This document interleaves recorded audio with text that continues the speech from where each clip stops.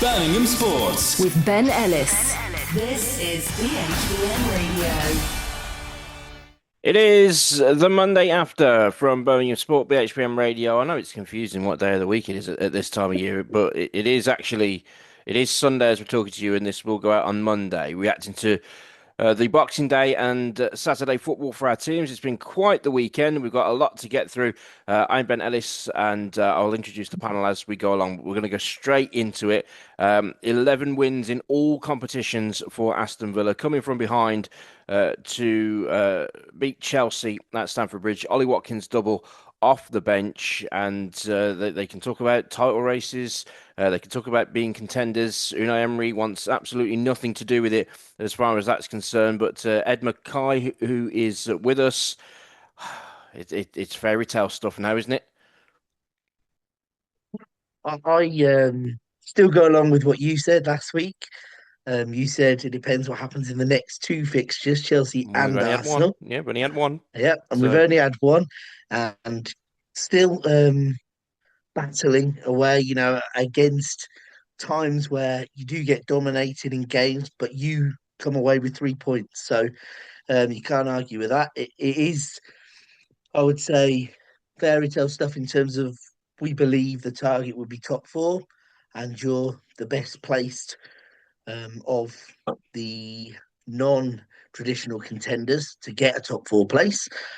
But as far as I'm concerned, title races start halfway through March. They don't start in December. We're not even halfway through the season. Things can still go wrong. There's still a European competition to contend with. Um, but Aston Villa have given themselves a brilliant opportunity to fulfill their season's target, in my view. Nothing more than that at this stage. yeah, it definitely seems to be the old Muhammad Ali rope-a-dope kind of strategy anyway of letting the opposition throw their best punches and then come back strong late on. Jonathan Wimbush, who's with us as well, is that to preserve as much energy as they can, given the squad limitations that everybody seems to be talking about? Okay, you take Chelsea. Start with Daniel Marlon. I can bring Ollie Watkins off the bench. I can bring Onana off the bench and change it. Is that because they're more likely to start at Arsenal on Tuesday night? And he's just trying to be clever with his team selection and say, okay, for an hour we'll let Chelsea have the majority of the play. Ideally, you don't want to go behind, but he knows he's got the cards that he can play later on in the game. Yeah, I think so. And, Unai Emery, we've talked a lot about how he manages Thursday, Sunday fixtures. And obviously, these two, the Chelsea game and the Arsenal game, relatively close to each other as well. But it seems to be, and I mentioned this while watching the game to my family, and it was like, it's almost like he employs like a super sub tactic. So if Watkins is starting, Marlon comes off the bench and scores a few, and vice versa, like it did against Chelsea when Marlon wasn't doing particularly well in the starting 11, and then on comes Ollie Watkins to just smash two goals in. So, it's like a super sub tactic. We picked up on that. Well, you know yourself, Ben. I had allegiances in both sides of this game, family wise. So it's one of those where, it almost felt like a local derby in the Wimbush household. I'm Almost felt like that, I'm but genuinely more interested as to where your allegiances lay during it. Did you just oh, I played referee. You played referee? Okay. You know how you played referee between me and Kim, Yeah. when West Brom played Birmingham a few weeks ago. Yeah, I felt the same. I know exactly how you feel now, Ben. All right then. Okay then? What is your considered objective opinion on things then? Well, I think Aston Villa, it's theirs to lose. To What be it honest, what is? Can we be specific? What the, is theirs to lose? the title, Third place spot. because The title is theirs to lose. You said 11 that. wins in a row. You cannot argue with Oh 11 my wins in a God. row. And And Arsenal and Man City, they dropped a few points. So, So The delusion's just, catching. let's just bear in mind here that the yes. first episode of this show we did back in September, Yeah. you said to me you are 19th in the Premier League table. And I said the league table doesn't exist yet. Now you're telling me just 3 days away from the start of 2026, the Premier League title is Aston Villa's to lose. I'm Well, sorry, you're I on an have to 11 game. interject with this nonsense. And they're not even 11 top of the game winning table, streak, and it's so- theirs to lose. I don't even think they'll finish third. I think this is Mm. absolutely crazy. You know, I think you'll finish below Liverpool. That's my personal opinion. I think you'll get the fourth spot. okay, I I just think you've got the put fourth this best out there team. now. If this does fall apart spectacularly in the second half of the season, Jonathan Wimbush, I am coming for you. Clip that. Clip that. That's There's to draw a lose. It's line in the Arsenal's to sand. lose, Yeah. and there's every chance they'll lose it to Man City. Yeah, It's absolutely. not Villa's title to lose. Give me a break. Enton They're Barefoot doing is, great. and let's go to Enton. First of all, what your reaction to that comment from our esteemed colleague, Mr. Wimbush, Enton? You know, The the first one title is Aston Villa's to lose. The first thing that came to mind was Alan Hansen's remark many, many years ago about you'll never win anything with kids. So that's where I went with that. So I suppose, look, the Villa are in form. I've made a note. They've won the last 5 games on the bounce, and they've scored quite a few goals. So they're obviously in form, and that's all you can ask for from the team that are in the top 4, top 5. As long as you win your games, you're in with a shout. It's a big shout to say that it's Villa's to lose, because I think Man City will go up another gear. Liverpool will obviously be in there, but Jonathan, come on, it's Title is Villa's to lose. it's not Villa's to it's not Villa's to lose. I mean, you could if I tell you what to do: go and put that on a t-shirt, and you might make a few quid with the Villa fans. So yeah, I think that's the best and make it clear to his base that a West Brom fan said it, right? Yes. Not some delusional Villa fan, right? I think the thing is when your team's doing well and you're winning, and that's the thing, isn't it? When you're winning, when your team is winning, the confidence is high. Supporters get all this the giddy heights of, especially Villa as well, being in the top 4, the giddy heights of where they are. They're putting themselves in the right place, but they're not. I can't see it's theirs to lose. So. There's nothing wrong with fans having hope and belief. Otherwise, why be a supporter? I get that. Let's have some perspective. Come on. I think a realistic thing to say is a Champions League place is theirs to lose. Now, if you look at the table, okay, it's a point off Manchester City. It's 3 points off Arsenal. They go to Arsenal at the Emirates. There's a 10-point gap to the team in 5th.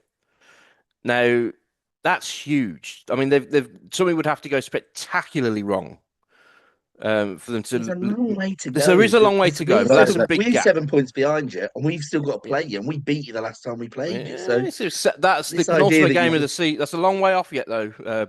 Exactly. That's the penultimate game of the season. But okay, Kim, you haven't heard from you yet. Have you've had time to take your chin off the floor after that comment? I think the thing I'm most concerned about is people. Is anybody coming out with a rash promise that they will commentate in their pants if Villa wears the title? Please, ain't happening. I'll tell you what, though. What I am doing, I am wearing my fleecy Christmas pajama top, right, which I received, and the reason I'm doing that is because I can, and that's about as far as I'll go. Wow, we'll find out. Arsenal and then Nottingham Forest at lunchtime on Saturday as well, and then Crystal Palace away, all within the next 10 days or so. This is a very, very big period, and suspensions have started now. Matty Cash and Boubacar Kamara are going to be out at Arsenal, so these are all things to be considered when the league title is yours to lose, as somebody once famously said not 5 minutes ago. But it is it's going to haunt me now. Those were we're going to take a break. We'll be back in a bit. Now, normally we'd stick with the Premier League and then move on to the Championship. We're going to leave Wolves to last because really, but there are important things we need to say about the Wolves game at Liverpool, so we will get those in. But we're going to come back and look at the Boxing Day action in the Championship when we come back. BHBN Radio has been going since 1952. It is run entirely by volunteers, 24 hours a day, 365 days a year.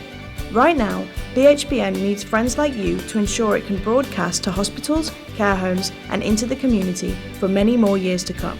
You can help by donating through our Just GoFundMe account. It's easy. Simply go to our website, bhbn.net, scan our GoFundMe QR code, and in a few clicks, you can help us out. If you're a taxpayer, you can give 25% more through gift aid at no extra cost to you. BHBN Radio.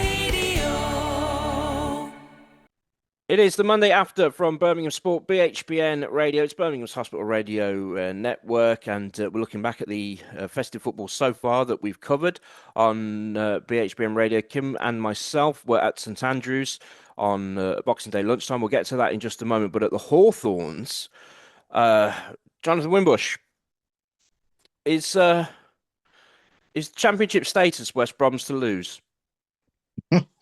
Well, if we keep losing like this, then yes. But I mean, the Bristol City defeat, the manner that defeat came about, 4 minutes in, blaming an offside that wasn't given. Wow. If I could just hold you there, we're going to hear from Ryan Mason now. Yeah. And this is Ryan Mason at the press conference after West Bromwich Albion lost 2-0 at home to Bristol City on Boxing Day. I thought the first goal was clear offside. It's a clear offside in my opinion, which affects us. To concede a goal after 4 minutes, it's not ideal, is it? To concede a goal 4 minutes into a game when you prepare and you get into a certain headspace, and it's an obstacle, a challenge you have to overcome again. But we was able to do it initially. I mean, Pricey, we had a 2v1 against the keeper. Didn't take it. Then, in my opinion, again, there's just a clear red card. I cannot believe it's not been given. I mean, we had a sending off to one of our players last week for not actually touching the opposition player, and it weren't rescinded either.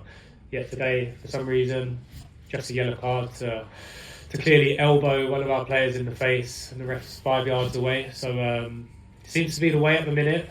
We'll get a letter. We'll get the email next week again, another one saying there was mistakes, probably like the 10th one this season, but it doesn't change anything. Now it's important to point out that was Ryan Mason's first answer to a question in the press conference on Boxing Day, and John, for me, it is a massive red flag when the first thing your manager starts coming out with is decisions and referees are against us and it's a conspiracy and we're going to get letters and emails saying we apologize, blah blah blah blah blah. I think that's 55 seconds of very concerning audio. Yeah, absolutely. And I was in the post-match press conference as well after the game. And, I was starting to think, what are you on about, to be honest, with Ryan Mason? First thing he said was 4 minutes in, a goal that should have been ruled out for offside. So the headspace, the mental, if you're mentally prepared for the game, that just goes out the window after 4 minutes when the first goal goes in. Ignore that. You've had a bad start. You're 1-0 down. Get on with the game. And obviously spoke about like Isaac Price's one-on-one with the keeper. It was one-on-one. I don't know where he got the 2-on-1 unless there was a player coming down the wing that I didn't see from where I was sitting. But Isaac Price really, he shot straight at the keeper where he probably could have chipped it over him or gone one side or the other, So that was decision making on the individual, Isaac Price. And then of course, bemoaning a red card from last week. Alfie Gilchrist. Whether he made contact with the player then or not, the referee's decision was a red card, and of course the EFL upheld it after West Bromwich Albion had appealed the red card. So he's bemoaning that and saying, "Oh, we'll get an email saying sorry, it was a mistake." Whether Callum Styles has to have an X-ray for a broken nose, only the club know that. But it's one of those where it's very concerning when a manager actually starts a post-match press conference bemoaning all the decisions that went against West Bromwich Albion. And this is what we were saying last week about him saying stuff like, we're the only team that play on a Tuesday, then a Friday, or, yes, it was a joke last weekend on this show where I said, does he know about Friday, then Monday? But everyone plays Friday and Monday this weekend, so you can't really say that. So. Last week we talked about the fact that he didn't stick up for the decision that was a little bit 50-50. He didn't claim that and say that was never a pen. We've been done dirty there. Exactly. And yet this week he's showing complete a mentality breakdown in his team after 4 minutes. Give me a break. I mean, he needs to stop showing the pressure he's under to the media, because he's actually doing his team a disservice now. That first half performance from his players was completely abject, and he is responsible for making sure his team turn up with the right mentality. It's football, there's no script. You can concede after 4 minutes. Get on with it. Unacceptable what I from would the manager. say, He's showing his naivety. Yeah, I was just on my phone looking at the goals again while Jonathan was talking. The first goal that Ryan Mason was complaining about was a shot from the edge of the box where he claims that another Bristol City player was in the line of vision of the goalkeeper. He actually wasn't. He was just off to the side, and hasn't really got a case to answer there. But Enton, are we seeing? Is it all coming out in spades here? The lack of management experience that Ryan Mason has as a number one. Yeah, obviously. Again, you guys know the West Brom more than I do, so all I can give you is my opinion of it and what I've heard about it. It's just totally unprofessional, isn't it? You look at some manager to no matter what happens, like Ben just said, if you go 1-0 down within 4 minutes, you have 85, 90 minutes to correct that. If you look at their form, if I'm right, they've lost 4 out of 5 of the last 5 games in December, so they've had a rubbish December. But come on, he's experienced enough to know that the narrative he wants to speak is he thinks that's acceptable. But it's not acceptable. You have to realise that if you're preparing your team for a game and you go 1-0 down, the mindset is right. Okay, we can get back in this game and get something from there. But then to come out as a narrative, what you played, that's to me that's very unprofessional for me. Yeah, I mean, there's a difference. Down, nothing has actually changed from kickoff. No, you still need to score to change to get a point. So there's a difference between a couple. There's a difference between a couple of caretaker stints at Tottenham when you know that somebody else is going to be coming in pretty soon.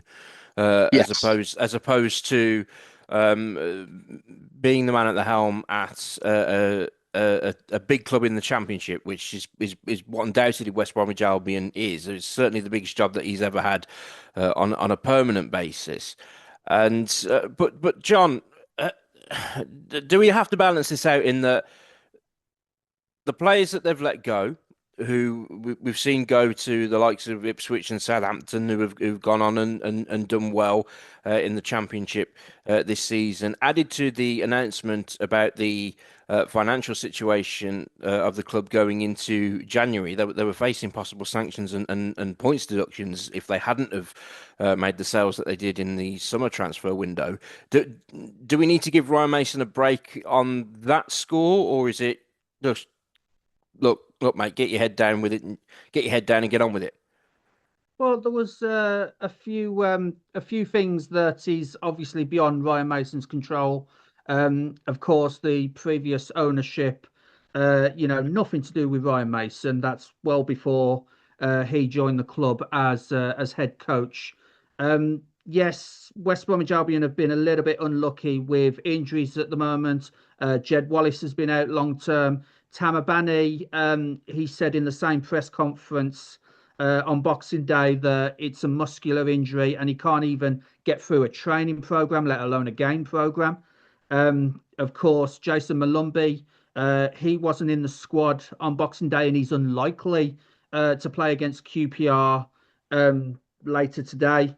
And on top of that, there was a couple of. I've got the starting lineup for the game against Bristol City here, and there was two players. First of all, Noah Dupont, who's in the under 18 squad, and Kevin Mwamba, who's in the under 21 squad. So he's having to use some of the academy players as well, just to get a squad size on a match day. So some of that is a little bit unlucky from West Brom's perspective.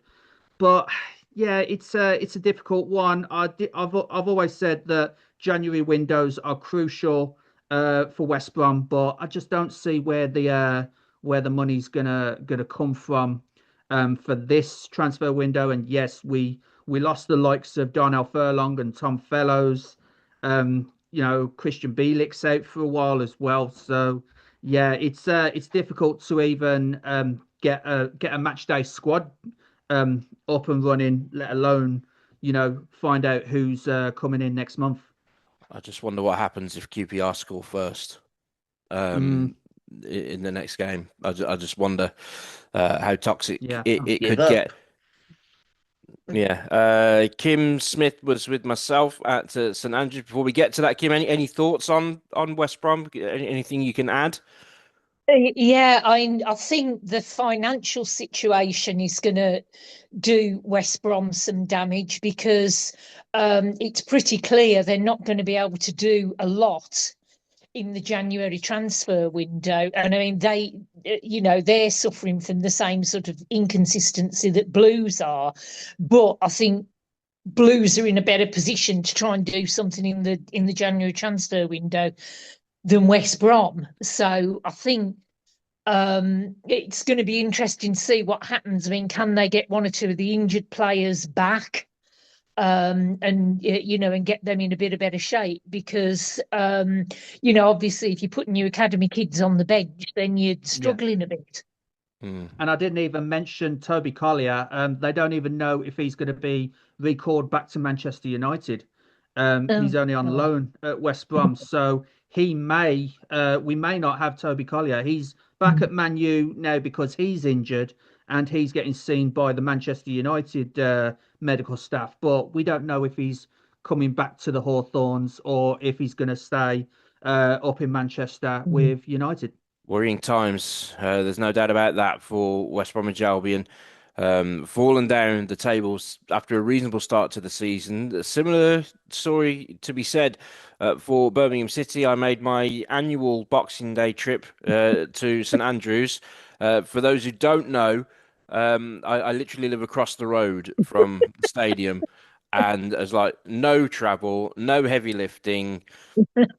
Leaving the game afterwards, while all the traffic was backed up down Garrison Lane, I could just cross the road, weave in and out of it, and I was back home just in time to see West Brom go 2-0 down when I switched my telly on. And so, in general, Boxing Day was a good day. It was a 1-1 draw with Derby County. I said, and we did a commentary, and you can hear the highlights of this in the description down here and on our YouTube and TikTok channels as well. And I did make it clear on a couple of occasions that I'm not a member of this parish, so I need to be obviously careful with what I say, but I try to be objective. I thought Blues were rather poor against Derby in context of what we'd seen a month before with their home form. Now, Chris Davis come out and said afterwards that he thought Blues were brilliant on Boxing Day, and they should have won the game. They should have scored 2 or 3 goals in the first half. And I'm sitting there and I'm thinking, really? But they did get an equaliser in the second half, and they had chances to win it towards the end of the game. I didn't really find myself on the edge of my seat watching it. And that was the point that I was making to Kim, and it's in the commentary as well. A month ago, they'd have scored 3 or 4 past Derby County. Now they're not, and injuries are coming into it. Suspensions obviously coming into it with Tommy Doyle, his red card against Sheffield United, and now we've got Christoph Clara's kung fu kick to the back of Ebou Adams' head, which is one of the more shocking tackles or challenges that we've seen anywhere in football this season. Quite frankly, how did you feel, Kim, leaving St Andrews on Boxing Day? It just seems, and you can develop the point, you can elaborate on it. It just seems to me, as an outsider, that the air of confidence, probably since, and I don't think these two things are related, probably since the new stadium was announced, really, all of that off-field euphoria and confidence has drained away on the field. Yeah, I agree. Blues certainly did not look confident on Boxing Day. And I think one of the issues with this is the away form, because, of course, like West Brom, the away form is really poor. And of course, the consequence of that now is the home games are all must wins, which I think piles the pressure on the team. And if anybody is in a position where they haven't scored for a couple of games, like Jay Stansfield, that pressure is going to start getting in your head, isn't it? Also, I think on Boxing Day really wasn't helped by the injury to Demarai Gray. Definitely not. Because Jason Kumas is just nowhere near the standard of Demarai Gray. Yes, he's quick, but he gets knocked off the ball really easily, and I'm not convinced he knows exactly when to stick a crossing either. Okay, here's a controversial statement potentially. Lewis Kumas is nowhere near the level of his father, let alone Demarai Gray. I was confused for a second there. Yeah. I get what you mean. Yeah, but he's. Jason Kumas was Jason Kumas was a far better player than Lewis Kumas is showing, unfortunately. And Chris Davis took Lewis Kumas off of us, so he subbed a sub, which in the days of 5 subs is not as embarrassing as it used to be for a player. No. To be subbed in and Chris Davis did say in the press conference he was umming and ahhing when he needed to make that change on the left, whether it was going to be either Jay Stansfield or Lewis Kumas, and he felt Stansfield probably had more to offer because he's had more game time than Lewis Kumas. So that's all a factor. But I sat there and I think that their best player is today is Jack Robinson, and I mean that's fair play to the lad. I mean when he had his issues earlier in the season with a couple of red cards that he'd picked up and the mistakes that he'd made, he's got his head down and he's worked hard and he's come back into the team because of injuries. There was a weird moment in the press room when the team sheet was announced and that Phil Neumann started on the bench and didn't make an appearance. But that was interesting. And we probably it might just be shuffling the pack for the busy period. You probably will see him against Southampton tonight if we're publishing this on Monday. But Kim, they need a win, and I just think they need a performance as well, don't they? They need a performance just to shake these cobwebs off, and then look at going again for the second half of the season. Yeah, I think so. And they need to do a bit of shuffling the pack in the transfer window as well. I wouldn't be surprised if Kumas goes back to Liverpool, if we've got a return on him halfway through the season. Cashin hasn't done huge amounts, albeit he hasn't played an awful lot. But I think Do you know what? I thought he was all right yesterday, though. he was actually all right. I thought he was wasn't okay. Yeah. Yeah. But I think we need more defensive cover because certainly, I mean, obviously Lee Buchanan's been out for 12 months, Ethan Laird, and they're both big misses. And then Cochrane's a huge miss, though. yeah, Cochrane is yeah, massive, as well. and Chris Davis said as much, really, in the press conference as well. We do need to move it on because, as I said, there are important things we need to say from the Liverpool v Wolves game in the Premier League yesterday. When we come back here on the Monday after. BHBN Radio has been going since 1952. It is run entirely by volunteers 24 hours a day, 365 days a year. Right now, BHBN needs friends like you to ensure it can broadcast to hospitals, care homes, and into the community for many more years to come. You can help by donating through our Just GoFundMe account. It's easy. Simply go to our website, bhbn.net, scan our GoFundMe QR code, and in a few clicks, you can help us out.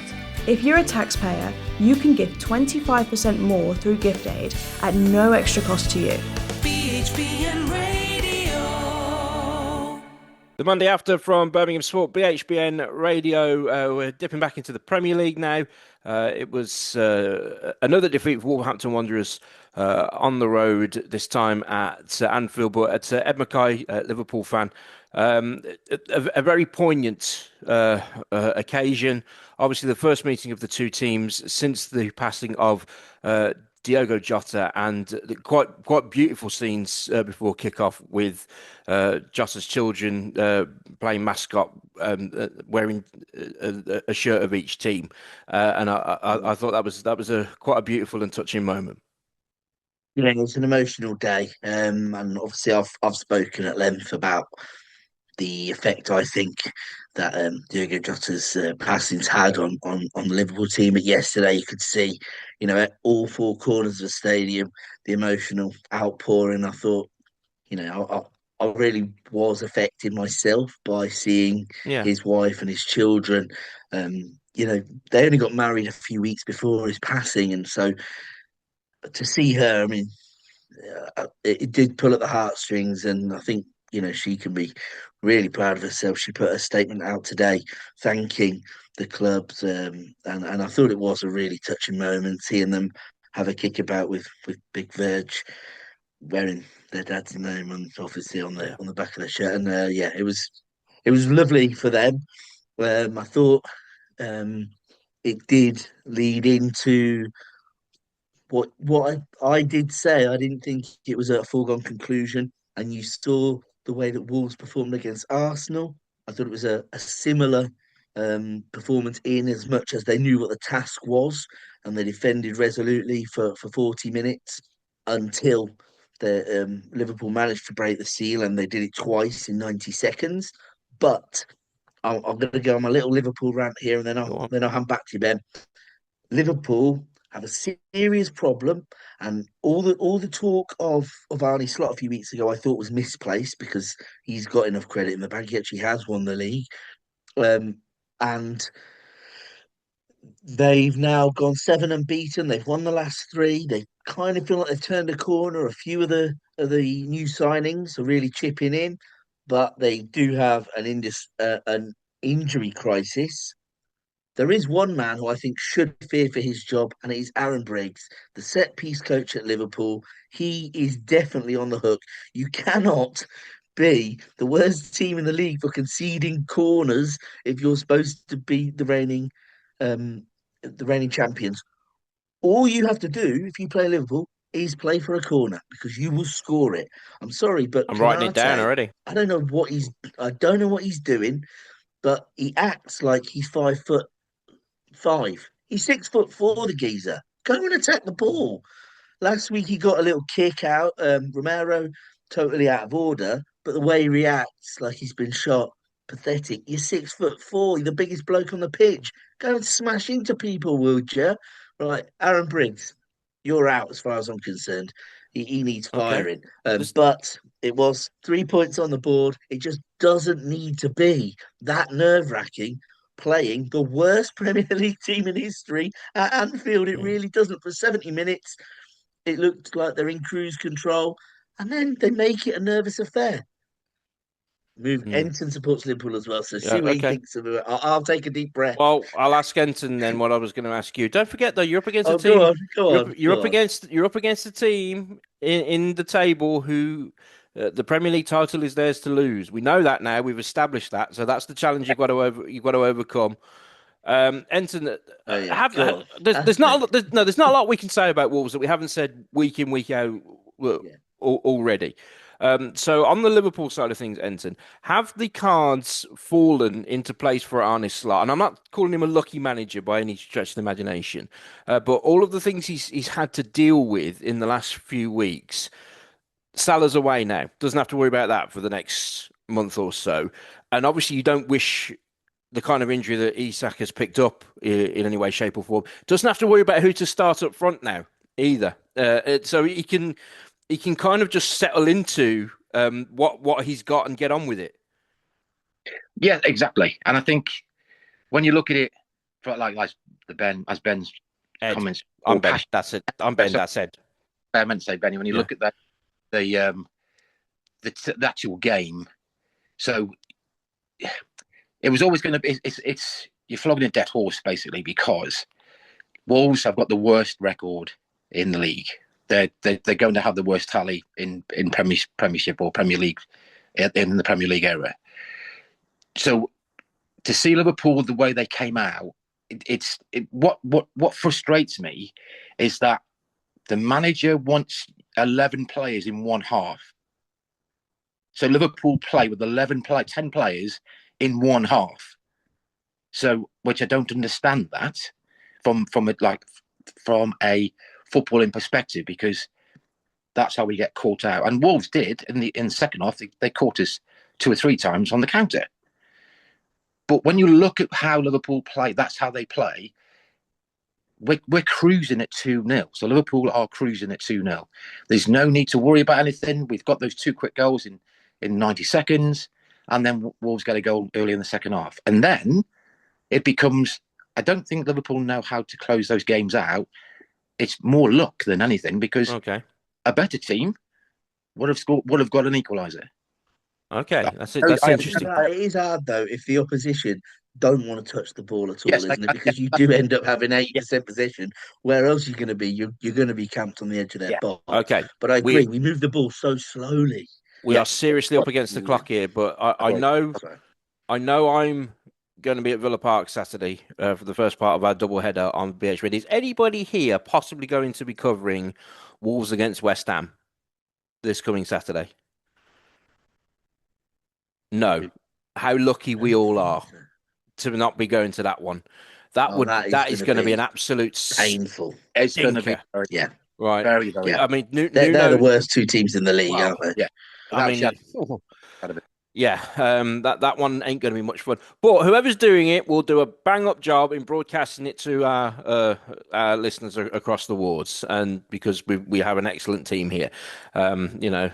It's not like Ready Steady Cook where you can make a gourmet meal out of £5 worth of ingredients. It's 2 teams that are genuinely terrible, but it will be a great listening experience. And Kim, what a double header we've got coming this week, which we're very excited about. Villa against Forest and then Wolves against West Ham. And she's so excited she cannot say a word about it. And that will be, she's stunned into silence. She's that excited about it. Phil's in the studio, but yes, big double header to kick off 2026. Cannot wait. Absolutely. It's going to be absolutely marvellous, and a fun second half to the season is what we're all going to have. Just quickly before we go, thank you for all of the views on our YouTube and TikTok channels. We passed the 61,000 mark on TikTok yesterday as far as views on TikToks. We only launched that at the end of October. Yes, Ed, quickly. Before we go, don't forget we will have a new show coming up this week at some point. Yes, all throughout the transfer window. which will be very fun and exciting to do, which Eddie's going to be at the forefront of. But for now, for Kim Smith, Enton Barefoot, Jonathan Wimbush, who made a bombshell announcement on the show today. That's going to be clipped up to get those TikTok views up any further. I'd expect it, Ben. Yes, and for me, Ben, this has been the Monday After from Birmingham Sport, BHBN Radio, and we'll see you next week. Birmingham Sports with Ben Ellis. This is BHBN Radio.